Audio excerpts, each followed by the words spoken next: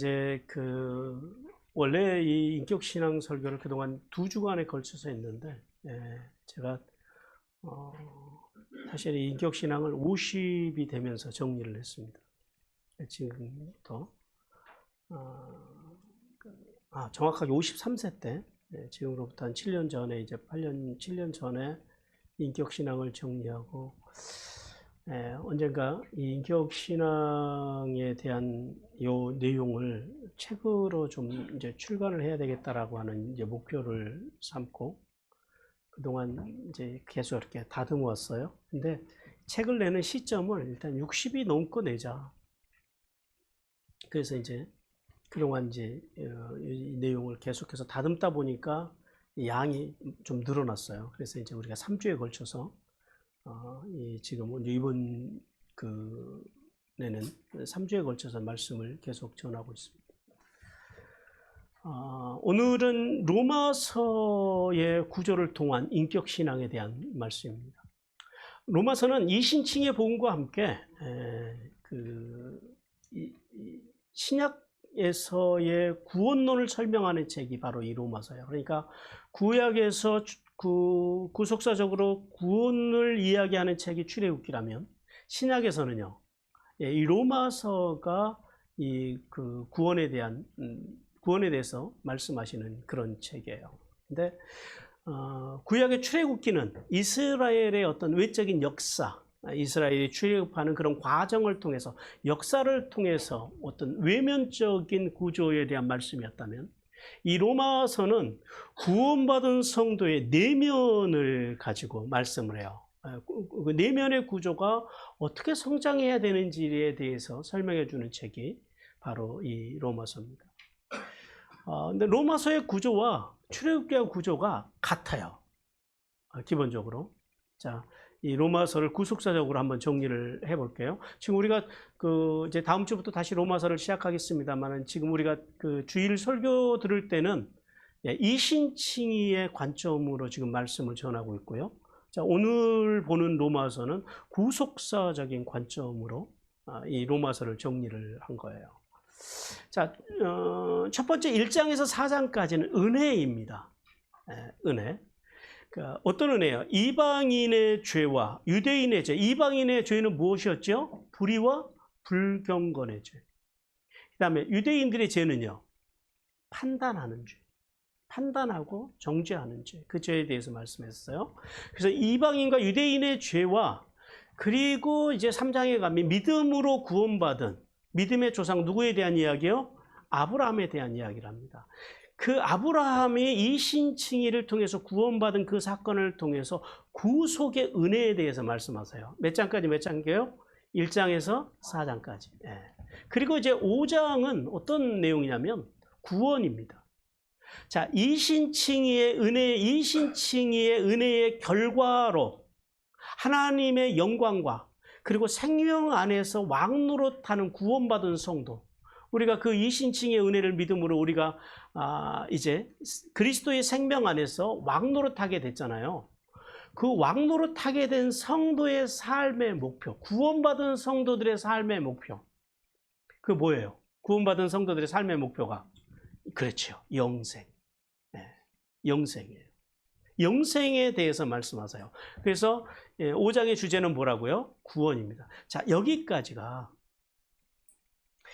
자, 출애굽기 1장에서 12장까지가 전체 40장으로 봤을 때 약 한 30% 정도 된다 그랬죠.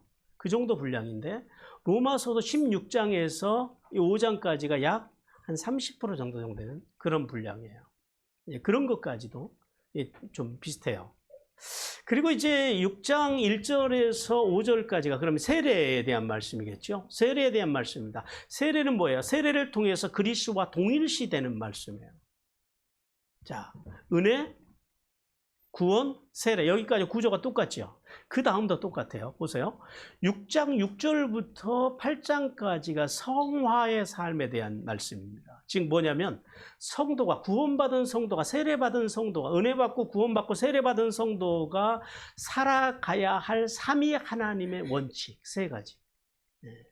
삼위 하나님의 인격에 대해서 말씀을 해요.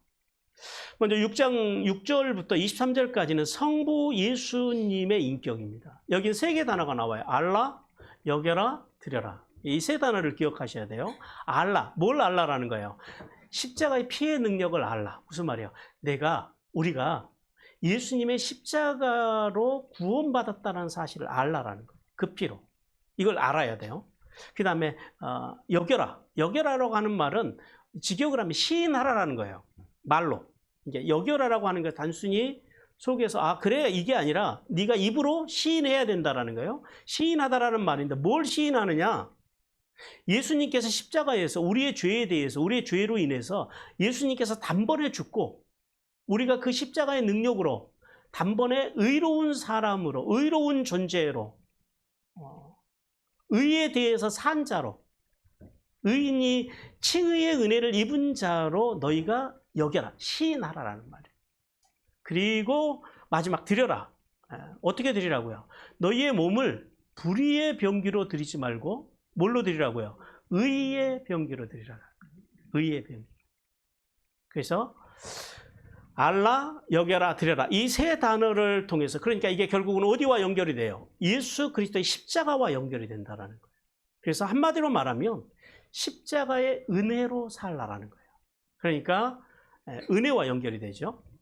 성부 하나님과 후속세로 연결이 되고 성자 예수님과 그 다음에 7장에도 세 가지 단어를 주목해야 돼요. 이게 7장은 성부 하나님의 인격과 연결이 돼요. 자아와 세상과 그리고 율법. 내 자아와 그리고 세상과 율법과 뭐예요? 직면해요. 직면을 해보니까 우리가 뭘 알아요? 나는 내 힘으로는 살 수 없는 존재구나. 이걸 아는 거예요. 직면을 통해서. 내가 어찌할 수 없는 죄인이구나. 그 사실을 깨닫는 거예요. 그래서 어찌할 수 없는 죄인. 그러니까 자녀들이 이제 그 부모의 품을 떠나서 바깥에 가서 살다가 실패했어요. 망했어요. 그러니까 오갈 데가 없어요. 그러면은 이 자녀는 어디로 돌아가면 살아요? 그렇죠. 아버지 어머니의 집으로 가면 살아요. 어디를 나가서 살다가도 돌아가면서 하는 거예요. 마찬가지로 직면을 통해서 내가 내 힘으로 내 능력으로 살 수 없구나 라는 것을 깨닫고 어디로 돌아가라는 거예요? 성부 아버지의 품으로 돌아가라는 거예요. 사랑으로 돌아가라는 거예요. 그래서 이 7장은 하나님의 사랑으로 살라라는 거예요. 그리고 8장에서는 여기서는 육성을 버리고 성령 하나님만 쫓아 사는 구원받은 백성이 사는 길에 대한 말씀이에요. 그래서 뭘 버리고요? 육성을 버리고 뭘로 살아가라고요? 성령으로. 성령을 따라 살아가라는 거예요. 그래서 이 8장은 성령님과의 교통으로 살라라는 말씀이에요. 그리고 이제 9장에서 11장까지는 여기는 이제 출애굽기에 없는 말씀인데요. 구조가 이건 뭐냐면은 여기는 그 실패한 이스라엘을 통한 교회 세우기입니다. 자, 믿음의 원리를 쫓지 않고 자기의 의를 추구했던 이스라엘의 과거와 현재와 미래를 통해서 이신칭의 원리로 교회를 세우라는 말씀을 우리에게 주시는 거예요. 왜 이스라엘이 실패했는지, 그들의 실패를 깨닫고 그들이 왜 실패했어요? 이신칭의의 은혜로 사는 것을 안 했기 때문에. 그리고 어떤 자기들이 만든 율법주의, 613가지의 그런 전통들을 만들어서 그것으로 구원받으려고 했기 때문에 그들이 그래서 실패했다라는 거예요.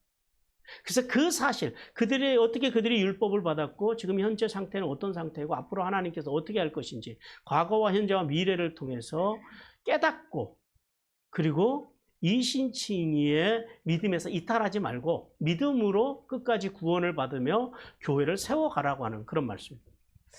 그리고 이제 12장에서 16장까지는 사역입니다. 사역의 삶입니다. 뭐예요? 삼위 하나님의 인격으로 닮아가는 성도가 감당해야 될 사역에 대한 말씀이에요.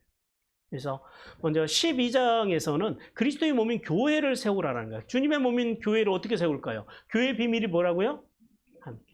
그 함께의 비밀을 통해서 각자 자기의 은사를 따라서 교회는 은사에 따라서 교회를 섬겨나가라는 거예요. 그 다음에 13장에서는 그리스도의 몸인 교회가 섬겨야 될 세상입니다. 여기서 세상이라고 하는 것은 국가를 이야기해요. 정부를 어떻게 섬길 거냐라는 거예요. 합법적인 국가의 권세에 복종하라는 거예요. 이상한 소리들 하지 말고 합법적으로 세워진 정부에 대해서 복종하고, 그 다음에 세금을 충실하게 내고, 그리고 국민으로서 법과 질서를 지키라는 거예요. 그래서 그리스도인들이 세상, 이 정부를 섬겨야 하는 그 섬김에 대해서 말씀을 하시고요. 그리고 이제 14장에서는 그리스도의 몸인 교회가 섬겨야 될 연약한 자, 여기서 연약한 자라고 하는 것은 뭐 초신자들이나 그 어떤 가난하고 불쌍한 이런 연약한 자가 아니고요. 믿음에 연약한 사람. 교회를 오래 다녔지만 믿음이 연약한 사람들이 많잖아요. 대표적으로 이 로마서에서 유대인들을 이야기해요. 유대인들은 어떤 믿음이 연약해요? 성경은 많이 아는데 이 유대인 출신들은 뭐냐면 특히 음식 같은 것들, 절기 같은 것 이런 데 상당히 약하다라는, 그런데 매여 있다라는 거예요. 그래서 레위기 11장에서 먹어야 될 것과 먹지 말아야 음식에 대한 부정에 대해서 말씀하시잖아요. 그걸 가지고 이스라엘 유대인들은 먹고 살아요. 그런데 주님께서는요, 먹는 것에 대한 말씀이 아니라 하나님의 사람들이 어떻게 살아야 되는 삶에 대한 이야기인데 그 사람들은 그것을 먹는 것으로 받아들였다라는 거예요. 이게 뭐예요? 이게 믿음이 연약한 거예요. 잘못 믿는 거예요. 그런 믿음이 연약한 자들을 어떻게 섬길 것이냐라는 거예요. 그런 믿음이 연약한 사람들을 세상 말로 이제 우리 말로 하면 뭐 장로가 믿음이 저렇게 연약해, 권사가 연약해, 그렇게 하지 말라라는 거예요. 서로 비판하거나 업신여기고 정죄하지 말라라는 거예요. 믿음이 연약한 사람들. 그리고 인정하고 그럴 수 있지 하고 존중해주고 도와주라라는 거예요. 그리고 이제 15장에서는 그리스도의 몸인 교회가 섬겨야 되는 이방인들에 대한 말씀입니다. 이게 다 사역에 대한 말씀이에요. 12에서 16장까지는. 복음의 제사장으로서 이방인들을 어떻게 섬겨야 되냐라는 거예요. 이방인들을 어떻게 해야 돼요, 우리가? 그들을 섬겨야 돼요, 안 믿는 사람들을. 섬김의 목적은 뭐예요? 그들을 그냥 섬기는 게 목적이 아니라 세상을 그냥 돕는 게 아니라 그들을요, 그리스도께로 돌아오게 하기 위해서 섬기라는 말씀. 근데 특별히 그 15장 1절과 2절에는 몸인 교회를 세워나가는, 몸인 교회를 세우는 5가지 원칙에 대해서 말씀합니다. 이 교회에 있어야 될 5가지 원칙인데, 첫 번째 몸의 원칙은 그예요. 약한 자의 약점을 견디라라는 거예요. 우리 15장 1절 상반절 같이 읽습니다. 시작. 믿음이 강한 우리는 마땅히 믿음이 약한 자의 약점을 담당하고. 이 담당하라고 하는 게 뭐냐면은 견뎌주라라는 거예요. 우리는 어떻게 해요? 약한 사람들을 보면 정죄하고 판단하고 막 그것 때문에 우리가 못 견뎌해요. 그런 것들 때문에 어떤 사람들 때문에 그 약한 사람들, 그런 사람들 때문에 심지어는 교회를 떠나는 사람들도 있어요. 참 불행한 일이죠. 그런데 여기서 담당하는, 그들의 약점을 담당해 주라는 게 뭐냐면 견뎌주라라는 거예요.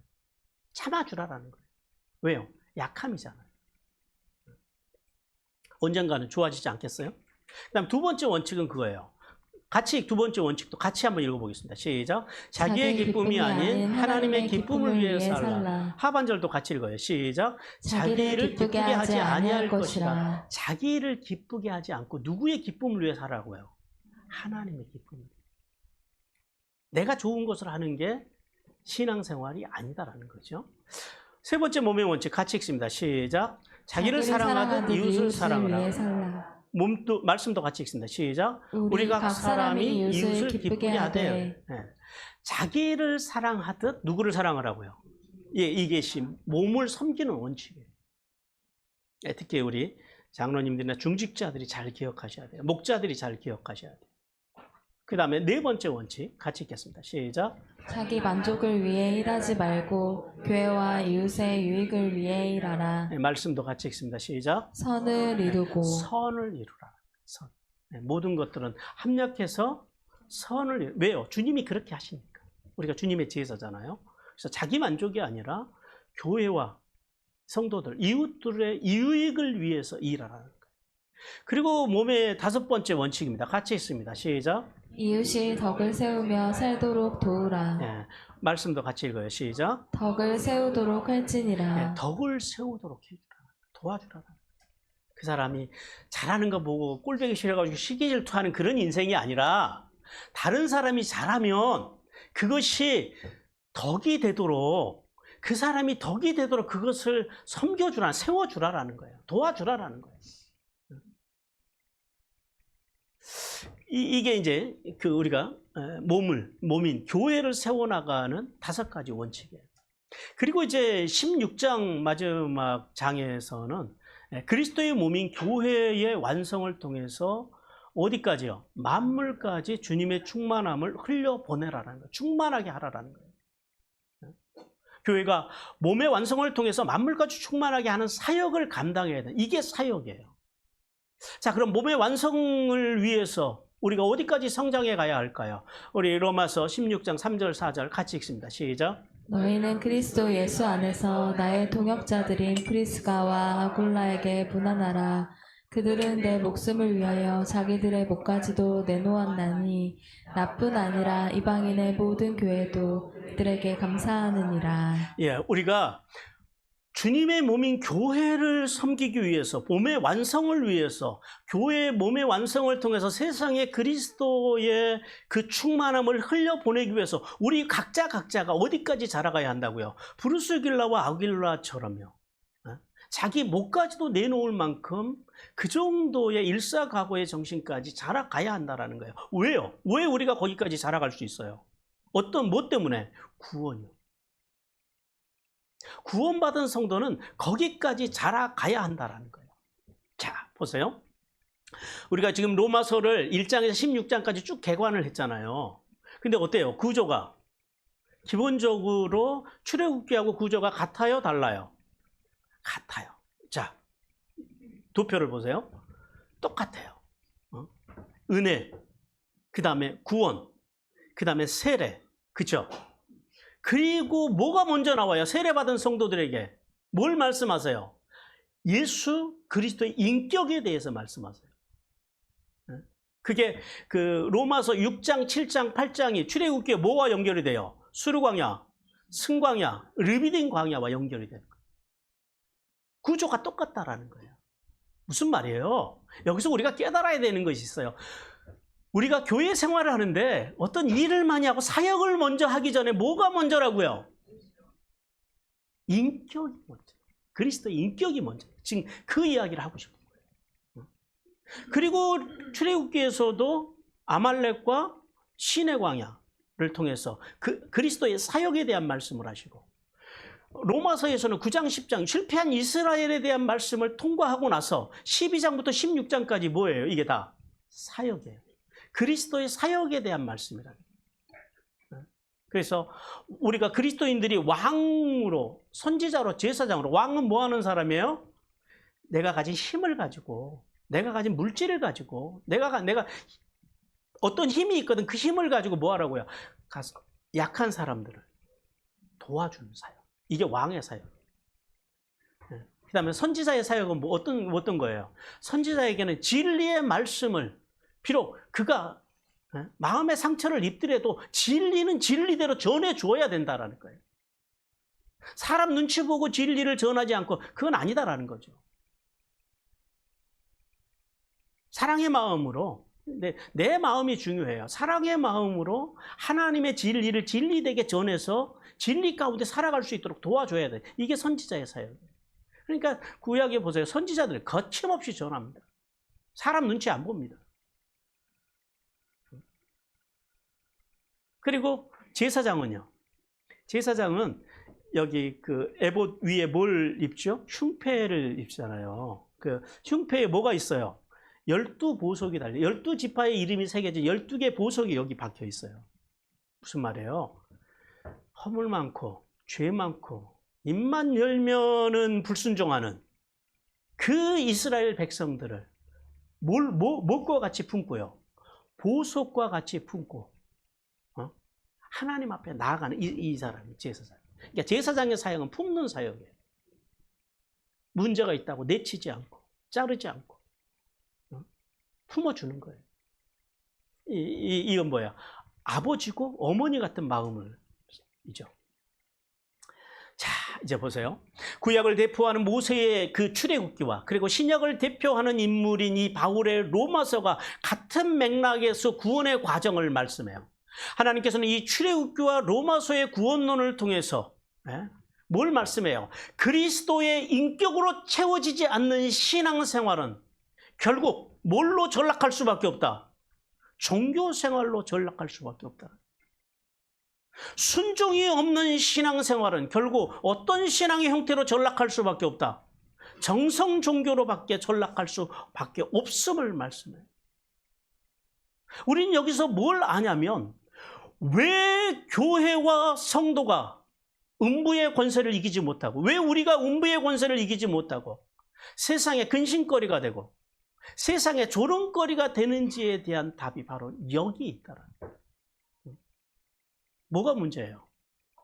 오늘날 우리 가운데, 우리 한국 교회 가운데, 오늘 우리 가운데서 제일 큰 문제가 뭐예요? 성경을 몰라요? 예배를 안 드려요? 기도를 안 해요? 뭐가 문제예요? 뭐가 없어요? 인격. 예수 그리스도의 인격. 삼위 하나님의 인격이 없다라는 게 뭐예요? 인격이 없이 목사가 되고 장로가 되고 권사가 되고 교회에서 어떤 직분을 맡고 어떤 일을 맡고 이게 문제라는 거예요. 여러분, 인격신앙으로 성장한다라고 하는 것은 세속적인 그 욕구 충족, 즉 어떤 이 땅에서 잘 되고 출세하고 부자로 사는 것, 이게 아니에요. 뭐예요?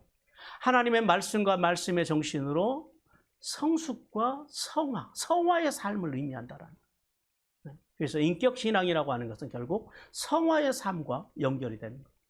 즉, 내 감정의 만족과 행복의 충족과 그리고 기대의 충족이 아니라 누구의 뜻에 맞춰가는 게 인격신앙이에요?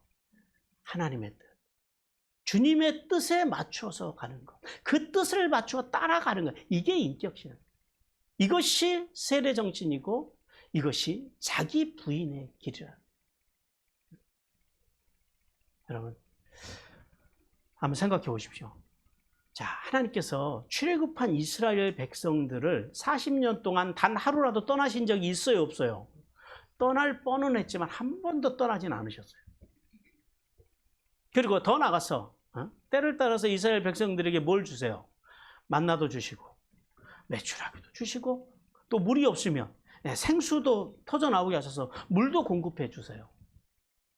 그리고 이스라엘 백성들은 아침에 일어나면 뭘 봐요? 잠에서 깨면 구름 기둥을 보고, 낮에는. 밤에 잠들기 전에는요, 어떤 기둥을 보고 잠에 들어요? 불 기둥을 보고 잠에 들어요. 하나님께서 낮에는 구름 기둥, 밤에는 불 기둥으로 그들을 인도하시고 보호하셨다라는 거예요. 또 이스라엘 백성들에게 성막을 주시잖아요. 성막을 주셔서 하나님의 영광의 임재 가운데서 그들이 살게 해주셨다라는 거예요. 그런데 왜 여호수아와 갈렙을 제외한 출애굽한 이스라엘 백성들에게 언약의 땅 가나안이 열리지 않았을까요? 왜 그들에게는 이 언약의 땅 가나안이 닫혀 있었을까요? 왜 그들은 세례 시내를 못 건너고 그들은 광야에서 멸망당했을까요? 왜 그래요? 뭐 때문에요? 그들은 풍성한 하나님의 공급과 가장 성경의 역사 가운데서 예수님을 제외하고는 가장 위대한 인물인, 위대한 지도자인 하나님의 종 모세와 함께 동행했음에도 불구하고, 그러니까 환경이 문제예요? 아니죠. 환경은 너무 좋잖아요. 이보다 하나님을 잘 믿을 수 있는 환경이 있어요, 없어요? 여러분, 광야, 그러니까 성경 66, 그러니까 성경을 창세기서부터 말라기 그리고 요한계시록까지 볼 때 가장 신앙생활을 잘할 수 있는 구도를 가진 때를 굳이 찾자면은 이스라엘 백성들의 40년의 광야 생활이에요. 앞에서 말씀드린 대로, 아니 눈만 뜨면 기적 아니에요. 눈만 뜨면 하나님의 말씀이 임하고 눈만 뜨면 하나님의 기적이 목도가 되고, 아니 이보다 좋은 환경이 어디 있냐고. 그런데 아이러니한 건 그 가운데서 구원받은 사람이 몇 명이라고요? 출애굽한 사람들 중에서. 야, 이거 참 아이러니 아니에요. 이거 어떻게 설명하실 거예요? 그렇게 신앙생활하기 좋은 그런 환경 속에서 달랑 두 번만 가나안에 들어갔다라는 거예요. 이 이유를 찾아야 돼요. 이 이유를. 왜 그들이 왜 실패했는지. 왜냐하면 그들이 광야 학교에서 배워야 할 삼위 하나님의 인격으로 훈련받기를 거절했다라는 거예요. 이거하고 똑같아요. 애들을 공부하라고 학교 보내놨더니 학교 가가지고 맨 뭐예요? 공부는 안 하고 딴짓만 이런 삶을 살았다라는 거예요. 그렇게 다니면은 학교를 뭐 3년을 다니고 6년을 다니고 10년을 다녀보는데 무슨 소용이 있겠냐라는 거죠. 비싼 돈 내가지고 학원에 보내본들 돈 내고 학원 선생님만 공부시켜주는 거예요. 그 결과밖에 안 난다. 그래서 이스라엘 백성들이 결국은요, 그들은 실패할 수밖에 없었다는. 광야학교는 내가 아닌 그리스도로 살도록 돕는 훈련의 장소인데 그들은 하나님의 말씀과 말씀의 원칙으로 훈련받기를 거절하고 기적이 일어나면 잠시 순종하는 척하고 그리고 감동이 사라지면은요 이내 자기 욕망과 충동과 자기 익숙함으로 돌아가서 불순종의 삶을 반복적으로 살다가 결국 멸망당하는 비운을 맞이했다라는 사실을 깨닫기를 주님께서 원하십니다. 우리 같이 읽어봐요. 같이 그 다음이요. 네, 같이 읽습니다. 시작. 은혜 받고 구원받고 세례를 받은 것이 하나님의 사람으로서의 완성이 아니다. 은혜를 받고 구원을 받고 세례를 받는 것으로 신앙의 완성이 아니에요. 여러분 이스라엘의 초대왕 사울이요 어떻게 출발해요? 겸손한 청년으로 출발해요. 그런데 그에게는 뭐가 없었어요? 그에게는 광야가 없었어요. 인격적으로 정화되고 깨어지는 광야의 시간을 거치지 않고 그가 바로 사역으로 들어섰을 때 실패한 대표적인 인물이 사울이에요. 그는 결국 세상 사람들처럼 하나님으로 시작했다가 겸손과 신앙으로 시작했다가 결국 권력과 성공 앞에서 쉽게 변질되고 무너져 버렸다는 사실을 우리는 알아야 됩니다. 사무엘상 15장 12절 같이 읽습니다. 시작. 사무엘이 사울을 만나려고 아침에 일찍이 일어났더니 어떤 사람이 사무엘에게 말하여 이르되 사울이 갈멜에 이르러 자기를 위하여 기념비를 세우고 발길을 돌려 길갈로 내려갔다 하는지라. 예, 결국 자기의 욕망과 자기의 명예와 자기를 위해 사는 사람으로 변질됐다는 거예요. 따라서 성도는 두 가지를 기억해야 돼요. 하나는 하나님의 사람으로 세워지는 것은 부르심이나 기름 부음으로 되는 것이 아니라 뭘로 되는 거라고요? 인격으로 된다라는 사실, 삼위 하나님의 인격으로만 가능하다는 사실을 깨달아야 돼요. 그리고 또 하나는 먼저 그리스도의 인격으로 훈련되지 않으면 아무리 성공적인 사역을 했다 할지라도 결국은 사울과 같이 변질되어서 몰락할 수 있다는 사실을 기억해요. 그래서 하나님께서는 성도가 반드시 사람을 성화시켜 삼위 하나님의 인격으로 다듬어지는 광야 학교를 통과하는 삶을 살라라고 말씀을 하십니다. 또한 우리가 살아있기에 만나는 고난이라고 하는 이 광야는 나를 참된 하나님의 사람, 즉 천국 백성으로 훈련시키고 만들어내는 곳이라는 사실을 깨닫기를 주님께서 원하십니다. 자, 우리 한국교회는 그동안 삼위 하나님의 인격, 즉 성자의 은혜와 성부의 사랑과 성령의 교통, 즉 말씀과 예배와 기도로 먼저 성도들을 세우는 일에 실패했다는 거예요. 그걸 하지 않았다는 거예요. 자, 보세요. 우리가 처음 교회를 가면 뭐부터 해요? 네, 이제 새가족 공부를 통해서 교회 생활을 가르쳐 줘요. 교회 생활을 처음 들어가면 가르쳐 주는 게 교회 생활이에요. 그리고 종교 생활을 가르쳐 줍니다. 기도하는 법, 뭐 전도하는 법, 봉사하는 법. 이 무슨 말이에요? 일꾼을 세우는데 교회가 그동안 주력했다라는 거예요. 일꾼을 세우는데. 그래서 한 1년 지나면 세례 주고 뭐 집사 주고 찬양대 세우고 교사하고 이런 여기에 집중했다는 식당 봉사하고 주차 봉사하고 우리는 그걸 또 믿음으로 생각하고 살았어요. 우리가 이걸 같이 읽어봅니다. 같이 읽습니다. 시작. 하나님은 사역자보다 자녀를 더 원하신다. 하나님은 누구를 원하신다고요? 네, 자녀. 사역자가 아니라 일꾼이 아니라 머슴이 아니라 종이 아니라 누구요? 아버지의 밥상에서 같이 밥 먹고 교제하고 누리는 그런 자녀를 원하신다는. 근데 우리는 교회 가면요, 뭐부터 하려고 그래요? 일부터 하려고 그래요. 그래서 은퇴하시는 분들이 대개 하시는 말씀들이 있어요. 교회에서 이제 기도도 안 시켜, 안내위원도 안 시켜줘, 헌금위원도 안 시켜줘. 교회 살 일이 없다라는 거예요. 나는 아무런 가치가 없다라는 거예요. 주님을 위해서 내가 봉사할 게 없다라는 거예요. 이게 뭐예요? 다 일꾼이 돼 있는 거예요. 모든 사람들이 교회만 가려면 일을 하려고 그래요. 마치 마르다와 같은. 근데 주 예수님은 누구를 칭찬하셨어요? 마리아를 칭찬하셨다라는. 늘 말씀드리지만 교회 와서 일 잘하려고 애쓰지 마세요. 봉사 열심히 하려고 애쓰지 마세요. 그것은 받은 은혜대로 하세요. 그것이 주가 되면 안 돼요.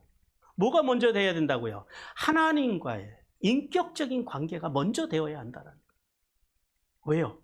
하나님은 일꾼, 사역자를 찾으시는 것이 아니라 누구를 찾으신다고요? 자녀. 자녀를 더 원하시는 거예요. 우리 한국교회가 일꾼에 주력한 결과 삼위 하나님의 인격으로 살아가는 인격신앙인들을 세우지 못하고 은혜와 사랑과 교통이 흐르지 않는 종교인들만 양산했다는 거예요. 즉 성도들은 삼위 하나님의 인격으로 훈련시키기보다는 먹음직하고 보암직도 하고 지혜롭게 할 만큼 탐스러운 것들, 눈에 보여지는 것들, 이게 나쁜 건 아니죠. 나쁜 건 아니지만은 여기에 먼저 더 힘을 쏟았다라는 거예요. 어떤 뭐 교회 건축이나 또 뭐 양적인 성장이나 좀 더 나가면 어떤 전도나 선교나 복지나 본질이 아니라 뭐에 집중했어요? 프로그램에 집중했다. 무슨 스포츠 동호회를 만들고 이제 그런 것들로 교인들을 교회에 붙잡아두고 끌어들이고 이런 데 집중했다라는 거예요. 그러니까 교회에서 1등 교인이 어떤 사람들이에요? 1등 교인이 되려면 3가지를 갖춰야 돼요. 우리 한국 교회에서는. 첫째, 어떤 사람이 1등 교인이에요? 교회에 돈 많이 내는 사람. 그다음에 2번째는요. 예배 시간 빠지지 않고 꼬박꼬박 잘 나오는 사람. 출석 잘하는 사람. 3번째는요. 봉사 열심히 하는 사람. 그럼 교회에서 뭐라 그래요? 아, 장로감이라 그래요. 아, 권사감이라 그래요. 청년들이 그러면요. 아, 진짜 뭐 신학생이라고. 신학생 하면 좋겠다 그래요. 목회했으면 잘하겠다 그래요. 그게 우리의 현실이라는 거예요. 그게. 하나님께서는 진리의 말씀을 받아들이고 구원받은 성도가 누리는 이 평안과 그리고 성령의 임재를 맛보고 그리고 선포된 복음의 선함을 경험하고 그리고 앞으로 다가올 하나님의 나라의 미래를 경험하고도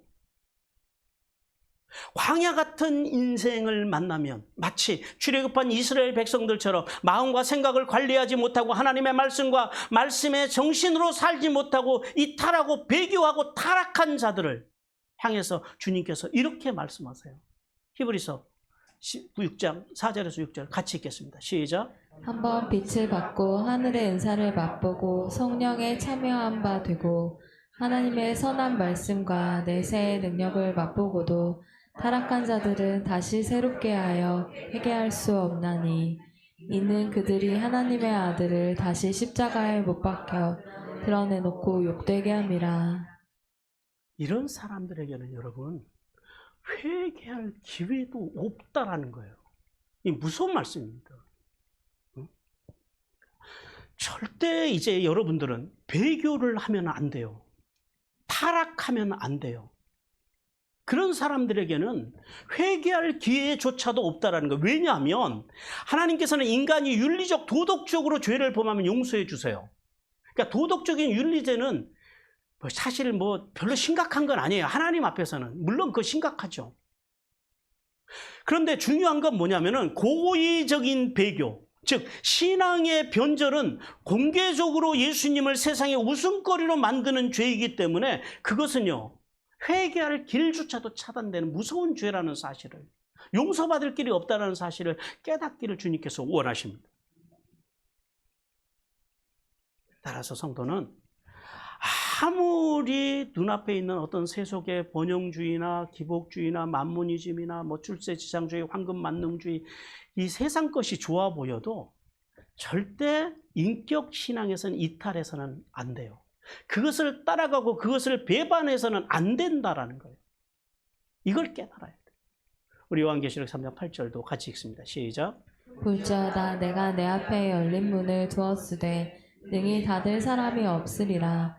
내가 내 행위를 아노니 내가 작은 능력을 가지고서도 내 말을 지키며 내 이름을 배반하지 아니하였도다. 예, 세상에서는 작은 능력밖에 없지만은 그 작은 능력으로 배반하지 않은 사람들에게는 무슨 일을 한다고요? 예? 절대 구원의 문이, 영생의 문이 그들 앞에서는 절대 닫힌 일이 있다 없다?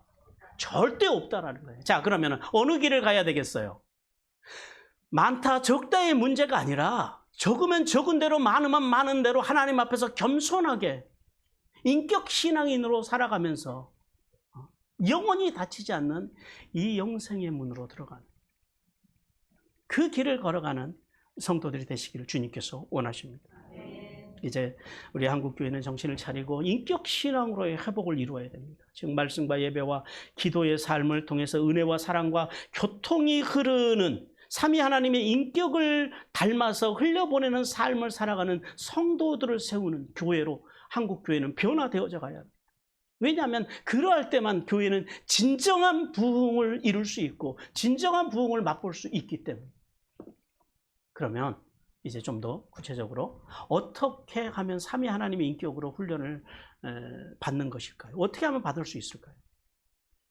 먼저 광야의 훈련을 먼저 우리가 잘 알아야 됩니다. 자, 인생의 광야는 누구에게나 온다 안 온다? 왜 온다고요? 그렇죠. 이제 여기까지 우리가 알았어요. 굉장히 많이 오신 거예요, 여러분들은. 살아있기 때문에 인생의 광야에는 누구에게나 와요. 그래서 이런 인생이라고 하는, 그러니까 뭐 인생을 살아가면서 광야 없기, 인생에 문제가 없기를 위해서 기도하는 것, 그건 하지 마세요. 그거 하나 많아요. 그런 기도는 하지 마세요. 이 인생에 찾아오는 인생의 이 광야라고 하는 인생의 문제 앞에서 광야 훈련이란 뭐냐? 이런 인생의 위기를 만났을 때 어떻게 하느냐라는 거예요. 아브라함의 조카인 롯처럼 세상을 따라가지 않고, 그 다음에 에서처럼 자신의 육신의 충동과 본성을 따라가지 않고 뭘 따라가는 사람이어야 된다고요? 하나님의 이 죄 없으신 예수님의 말씀과 말씀의 정신으로, 말씀과 예배와 기도의 자리로 그곳으로 나가야 된다는 거예요. 그래서 나가서 그리스도의 마음과 생각이 흘러보내는 삶, 흘려보냄을 받고, 그러니까 교회는 뭐 해야 돼요? 교회는 매일 성도들에게 말씀과 예배와 기도가 공급해 주는 것이, 이게 교회여야 된다는 거예요. 교회는 그걸 해야 된다는 거예요. 목사는 이걸 해야 된다는 거예요. 매일 성도들이 교회 오면 말씀으로 은혜 받게 하고, 예배를 통해서 풍성한 하나님의 사랑을 누리게 해주고, 그리고 기도를 통해서, 그러니까 우리는 온갖 기도를 다 하잖아요. 산기도도 가고, 우리가 금요일날 기도도 하고, 새벽 기도도 하고, 기도를 통해서 성도들이 하나님과 교통한, 이걸 교회는 해줘야 된다는.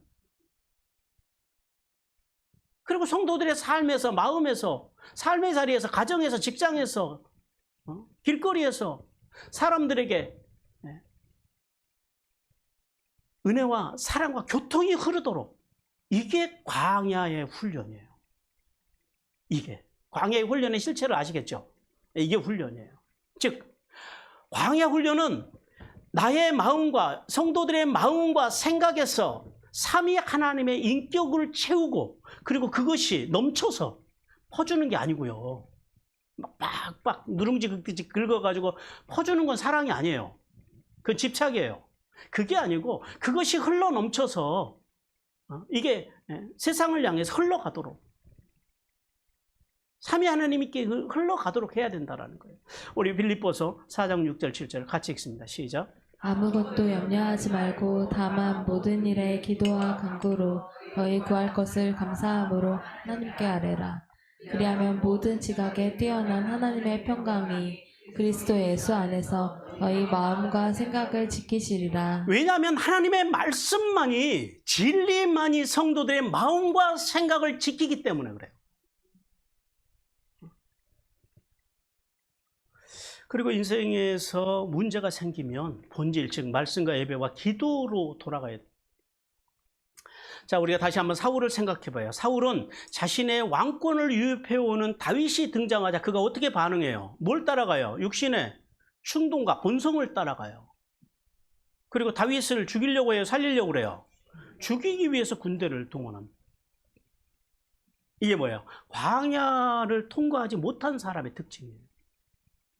반면에 다윗은요, 하나님의 사람 다윗은 자신을 죽이려고 하는 사울과 맞서요, 맞서지 않아요? 맞서지 않아요. 그리고 사울을 죽일 기회가 다윗의 인생에서 3번 있었습니다.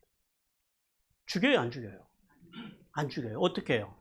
하나님께 맡겨. 이게 광야를 통과한 사람의 특징이에요. 그의 삶에서 은혜와 사랑과 교통이 흐르잖아요. 한쪽에서는 그게 꽉 막혀 있고, 광야를 통과한 사람과 통과하지 못한 사람의 차이를 우리는 사울과 바울에게서 극명하게 봅니다. 그가 어떻게 해요? 사울에게 결코 어떤 경우에도 칼을 빼지 않고 자기를 향해서 칼을 들고 달려드는 사울을 향해서 칼을 빼지 않고 하나님께 맡기고, 어떤 신앙이요? 빠님의 신앙으로 매일매일 하나님 앞에 나아가면서 살아요. 이것이 인격신앙. 인격신앙의 실체를 아시겠어요?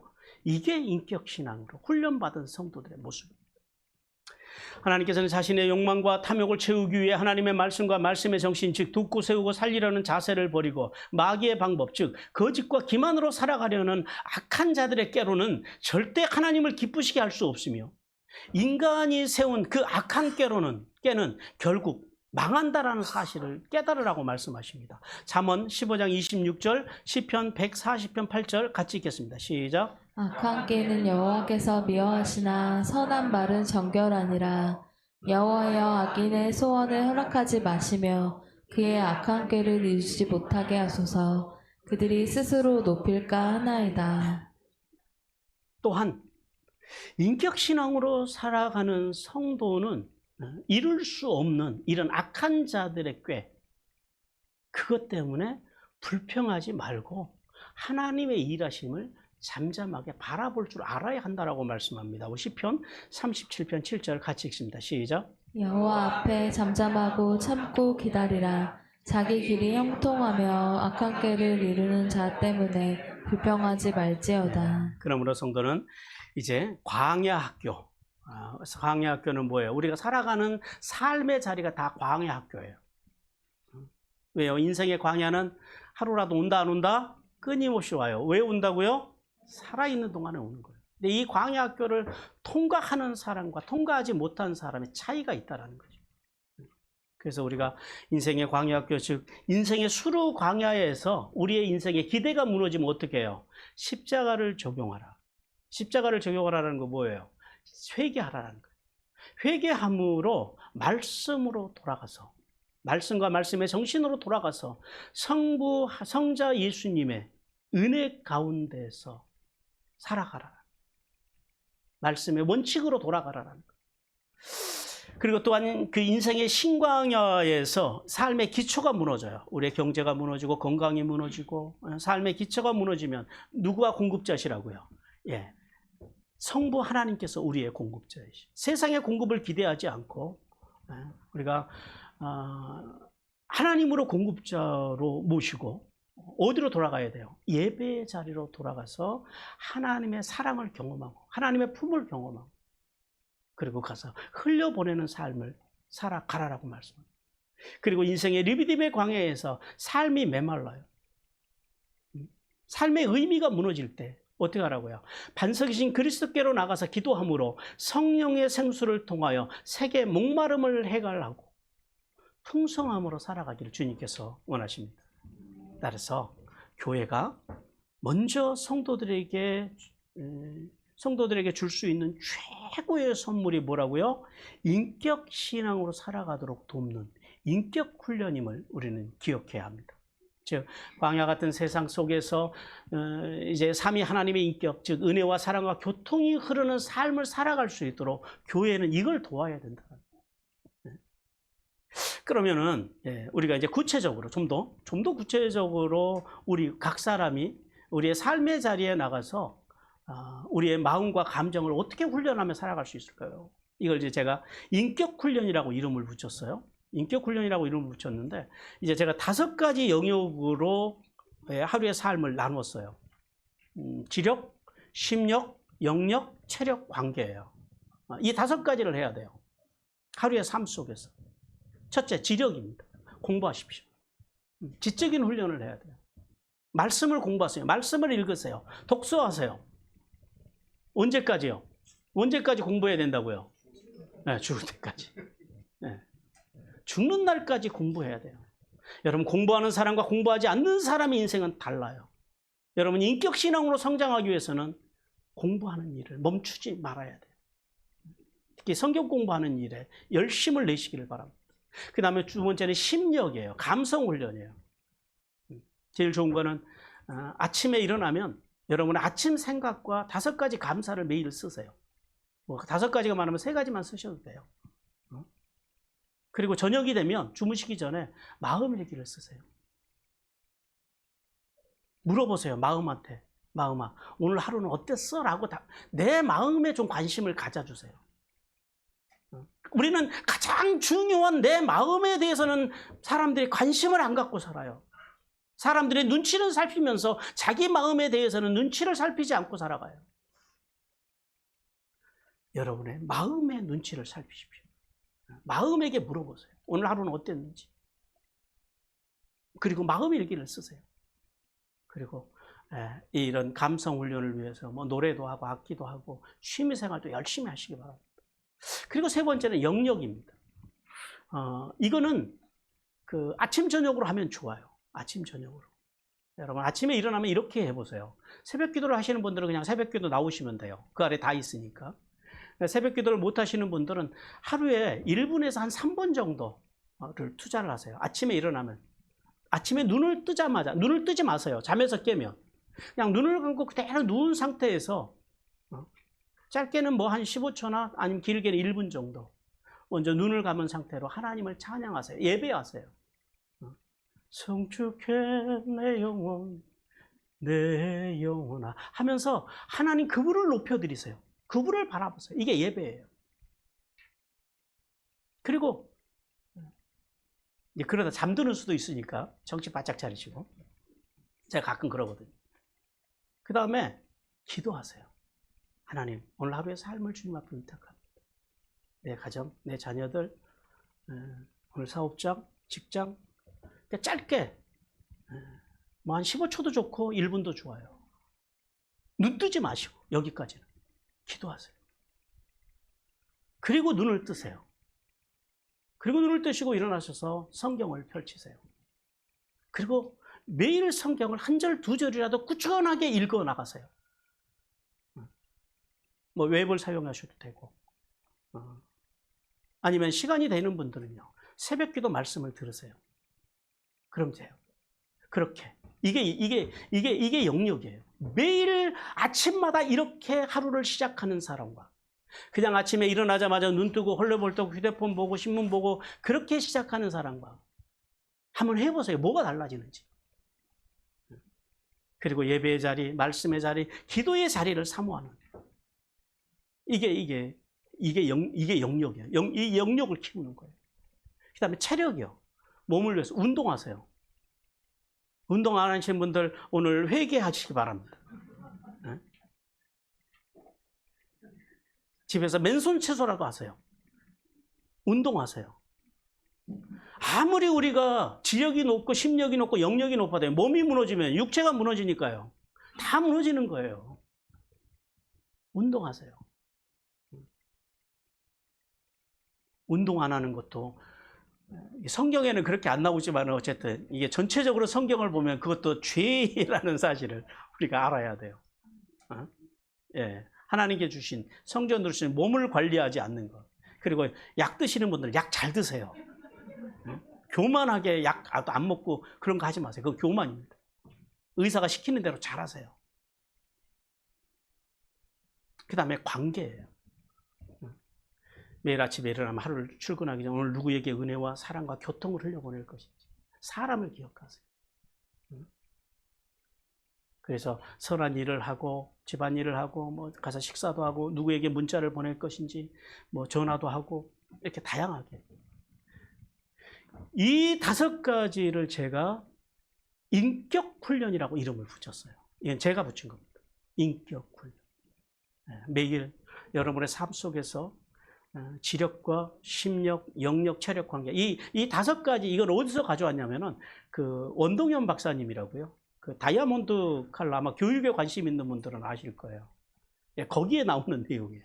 제가 옛날에 그분 그 장로님이신데 그 장로님 세미나를 갔었거든요. 거기에서 제가 이제 가지고 온 거예요. 이 5가지 아이들한테 이 훈련을 시키라는 거예요. 이게 다이아몬드 칼라예요. 이게 다이아몬드 학습법이라고도 하는데. 그러므로 성도는 매일 이 5가지 영역에서 자신이 행할 수 있을 만큼의 분량을 정하는 거예요. 이걸 뭐라 그러면 스몰 스텝 전략이라고 그래요. 내가 할 수 있는 만큼. 10초도 괜찮고 1분도 괜찮아요. 3분도 괜찮아요. 내가 할 수 있는 만큼. 그래서 그렇게 매일 기록하면서 마음과 생각을 훈련하는 삶을 살아야 합니다. 이러한 매일의 훈련은 우리가 이것이 어디서 우리에게 유익을 주냐면 우리가 인생에서 광야를 끊임없이 만나잖아요. 그때 느낌과 생각이 아니라 하나님의 기준으로 살 수 있도록 도와주는 게 이 인격 훈련이에요. 그때 결정적인 힘을 발휘합니다. 그래서 이런 훈련을 기본적으로 우리가 100일을 하면 이게 평생 습관이 돼요. 그래서 잘 안 되시는 분들은 저한테 도움을 청하시면 제가 100일간 도와드릴 수 있어요. 아니면 목자를 중심으로 서로 이렇게 매일 점검하고 하면서 100일을 훈련할 수 있도록 그래서 평생 습관을 들일 수 있도록 해보시기 바랍니다. 평생 이 5가지 관리하면서 영역을 관리하면서 한다면은 인생에서 어떤 광야가 와도 이길 수 있는 힘이 생겨요. 이게 광야를 통과하는 능력이 되더라라는 거예요. 성도 여러분, 성도가 변할 수 있는 길은 첫째, 매일 하나님의 말씀을 되새김질하는 말씀 중심의 삶. 또한 둘째는 매일 인격 훈련을 통해서 이 삶의 5가지 영역을 기록하며 관리하는 길이라는 사실을 깨닫고 인격 신앙에 대해서 이제 우리가 벌써 3번째, 4번째, 어떤 분은 2번째 이렇게 말씀을 들었는데요. 인격 신앙에 대해서 깨닫고 인격 신앙인으로 날마다 세워져 가고 깊어져 가고 넓어져 가고 높아져 가는 은혜가 있기를 주님께서 원하십니다.